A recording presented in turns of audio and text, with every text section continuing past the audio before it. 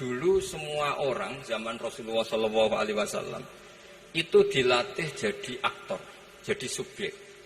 Sehingga orang yang miskin pun ketika perang Tabuk, perang Dzatil Usrah itu semua menyumbang. Ada yang menyumbang emas yang nggak terkira, yaitu Sayyidina Utsman. Ada yang cerita, ya Rasulullah saat tadi malam buruh dan punya beras hanya 2 kilo, yang 1 kilo saya sumbangkan jenengan, yang 1 kilo saya pakai untuk keluarga kami. Sekarang logikanya sederhana, kalau orang miskin 3.000, pas itu anggap saja pasukannya misalnya 3.000. 3.000 nyumbang beras 1 kilo, itu artinya terdapat 3.000 kilo beras. Artinya apa? Orang Islam yang miskin membiayai dirinya sendiri untuk makan. Dan mereka adalah aktor heroik. Tapi kalau misalnya ini orang-orang miskin ini tidak mau urun rembuk, kemudian menjadi beban negara, maka yang harusnya dipakai senjata, dipakai beli sembako. Dulu zaman Nabi meskipun orang itu miskin itu semuanya bersifat heroik. Sehingga perang Dzatil Usrah itu perang paling dikenang Al-Quran. Nah, efek dari ingin memberi adalah tidak tamak. Makanya kalau dalam kitab tasawuf itu orang pikir itu gak dikritik. Yang dikritik orang tamak.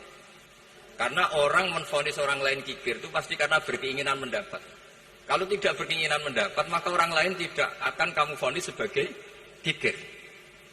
Andai kan kita semua ingin memberi sumbangan kepada Indonesia, maka kita tidak akan menvonis pemerintahan kita tidak becus ngurmat kita. Meskipun pemerintah tentu berkewajiban ngurmat orang-orang miskin itu tentu. Tapi andai kan semua orang miskin berpikir ingin menyumbang pemerintah, maka tidak akan menyalahkan pemerintah ketika faktanya nanti suatu saat atau kapan saja, semoga ini tidak terjadi, itu tidak mampu menyumbang. Karena masyarakat kepikirannya memberi, bukan mendapat. Ini solusi-solusi yang diajarkan Rasulullah SAW yang disebut al-yadul ulya khairun minal yadis sufla. Jadi bahwa posisi memberi jauh lebih baik ketimbang posisi menerima. Sehingga ketika Allah mensifati orang baik itu siapa? Allah mensifatinya sederhana. Wa mimma razaqnahum yunfikun. Orang yang kepinginannya itu yang memberi. Itu dulu zaman Nabi pas perang Khandaq, pas perang Tabuk, pas beberapa perang. Itu orang yang paling miskin pun turun.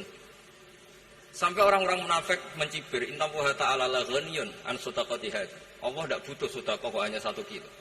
Tapi coba efeknya dari sedekah 1 kilo itu tadi, misalnya orang miskin yang perang 3.000, itu semuanya memakan uangnya sendiri setidaknya enggak jadi beban negara.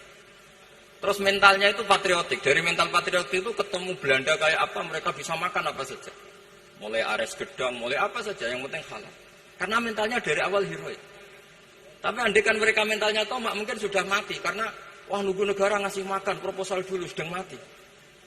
Tapi orang dulu enggak, karena heroik, inginnya memberi sehingga bisa mendapatkan solusinya sendiri.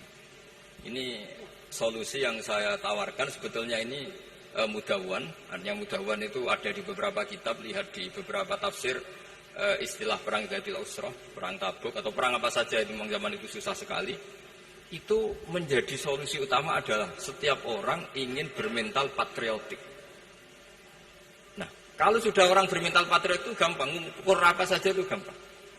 Karena tadi dari 3.000 atau 1.000 atau apa saja pasukan, sampai ada yang urun tadi beras 1 kilo, tapi 1 kilo itu menjadi satu watak, satu karakter bahwa bangsa ini inginnya memberi sama negara. Sehingga negara ini mudah merdeka. Coba kalau semua orang miskin zaman itu bermental ingin mendapat, ribut proposal, nyalahkan ini, enggak didata miskin tersinggung, kan capek. Jadi ini memang zaman akhir ya, agak aneh, orang enggak didata miskin itu tersinggung. Kalau besanan nyari yang kaya, tapi kalau ada sumbangan nyari sebagai yang miskin.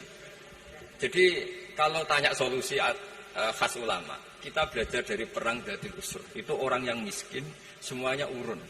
Nah barokahnya urun itu kemudian mereka bermental patriotik. Barokahnya patriotik, yang kaya, yang miskin, yang pinter semuanya berkontribusi untuk menyumbang negara. Akhirnya negara ini bisa merdeka sebelum terbentuk TNI, sebelum terbentuk Polri. Karena tadi keinginan memberi, keinginan patriotik.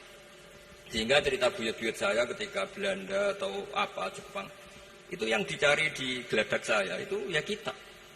Karena kitab ini dianggap sumber inspirasi mereka melawan Belanda. Dulu kita tahu masyarakat kita itu kalau ngerti Belanda itu dipanggil Doro, wis penjajah jadi diundang Doro. Itu kan terlalu dulu. Sehingga orang Arab itu kadang agak dengan tanda kutip mencibir kita. Kalau bahasakan negara jajahan itu mustakmarin. Negara yang perlu rame. Karena cara berpikir masih masih terbelakang. Wong penjajah kok dipanggil Ndara. Terus ketika beberapa kiai melihat Belanda baik karena di alun-alun dikasih masjid gini-gini, sudah tidak berotak karena anggap Hindia Belanda itu baik. Baru ketika era beberapa ulama, ada Mbah Hashim, ada Mbah Hasbuh, tadi kata beliau Dwi Tunggal tadi, terus ada fatwa resolusi jihad, sehingga mereka baru sadar bahwa Belanda itu ancaman. Kayak apa pentingnya ilmu, kayak apa pentingnya fikih. Karena di fikih jelas jihad untuk melawan penjajah itu fardu kifayah. Tapi jika musuh kadung ada di kita, maka itu fardu ain. Tidak lagi ada prasyarat harus lelaki, harus merdeka, enggak, perempuan pun harus terlibat. Jika kita punya pahlawan kayak Cuk Nyadin, beberapa daerah Kartini, itu ada di khazanah kitab-kitab fikih kita. Jadi kita tidak pernah kehilangan khazanah untuk menjawab muskilatus zaman, untuk menjawab problem-problem zaman.